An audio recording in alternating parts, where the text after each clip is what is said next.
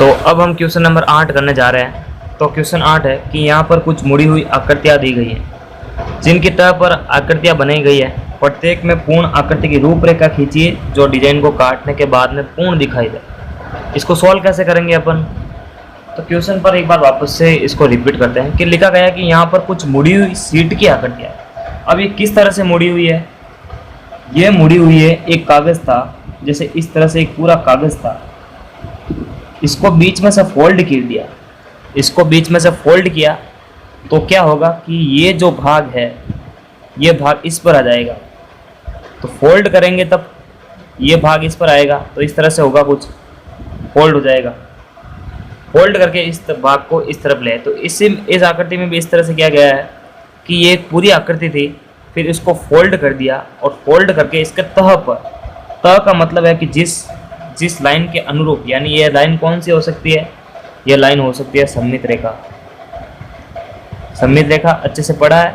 सममित रेखा के अनुसार इसको मोड़ दिया और फिर इसके तह पर, ये तह है और इस तह पर भी एक आकृति बना दी इस तरह से। अब ये बोल रहा है कि प्रत्येक में पूर्ण आकृति की रूपरेखा खींची, यानी इसका मतलब यह है कि ये जो हमने आकृति बनाई है, ऐसा का ऐसा सममित भाग जब आकृति को खोलेंगे तो होना चाहिए। यानी ये है दायां भाग और मोड़ा हुआ भाग है बायां। यानी जब इसको इस तरफ मोड़ेंगे, यानी खोलते हुए मोड़ेंगे, तो किस तरह से ऐसा का ऐसा भाग इस तरफ बन सकता है। तो किस तरह से? तो दोनों को पहले पूरा फोल्ड कर देंगे। फोल्ड करने के बाद में कैंची की सहायता से इस भाग को काटेंगे, यहाँ से कैंची की सहायता। तो इस भाग को एम आ जाएगा इस तरह से, और काट कर जब खोलेंगे अपन तो नई आकृति हमें इस तरह से मिलेगी कुछ। जब इसको कैंची की सहायता से इतना इतना भाग काट दिया अपने और फिर वापस फोल्ड को खोला तो अपने को आकृति इस तरह मिलेगी। इस तरह से ये दोनों बायां और दायां भाग सम्मिलित हो जाएगा। दोनों भाग एक दूसरे को क्या करेगा? बराबर रूप से ढक लेगा। तो क्लियर? ए वाली आकृति क्लियर हो जाती है। अब आकृति बी की तरफ आते हैं। तो बी में भी इस तरह का क्वेश्चन है, सेम यही क्वेश्चन है। किस तरह से है कि देखो, आकृति को मोड़ दिया। आकृति, पूरी आकृति इस तरफ थी कुछ, यानी ये पूरी आकृति थी इस तरफ। फोल्ड कर कर ये आकृति इसमें से काट दी इन्होंने।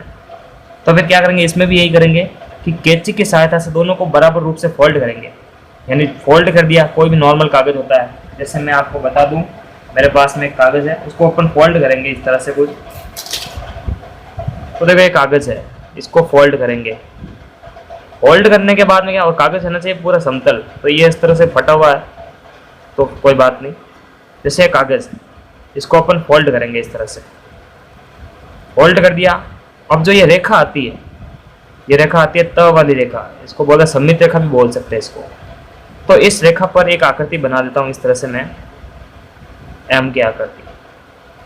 ठीक है, तो एम की आकृति ऐसे तो होगी नहीं, तो क्या करेंगे? इसको दोनों को फोल्ड कर देंगे। फोल्ड करने के बाद में ये जो रेखा होगी, ये तह वाली, इस रेखा पर एम आकृति बनाता हूँ मैं इस तरह से, जैसे क्वेश्चन में दी गई है। एम आकृति बनाने के बाद इसको अगर अपन कैंची की सहायता से काटेंगे तो एम भाग आ जाएगा। फिर दोनों को अगर बाद में दिखाएंगे तो ये भाग भी इस तरफ आ जाएगा। तो क्लियर है? ऐसा आकृति का प्रयोग अपने को घर पे करना है।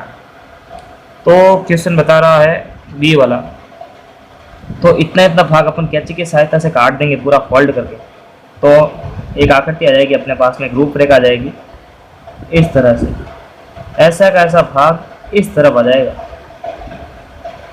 तो ऊपर वाला भाग नीचे वाले भाग को बराबर रूप से ढक लेगा और ये एक सममित आकृति बन जाएगी। तो इस तरह से ये डिजाइन अपने को पूर्ण दिखाई देने लगेगा।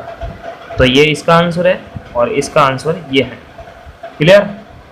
तो प्रश्नावली 13.2 पूरी यहाँ पर क्लियर हो जाती है, और प्रश्नावली 13.3 का बेसिक अगले पार्ट के अंदर है।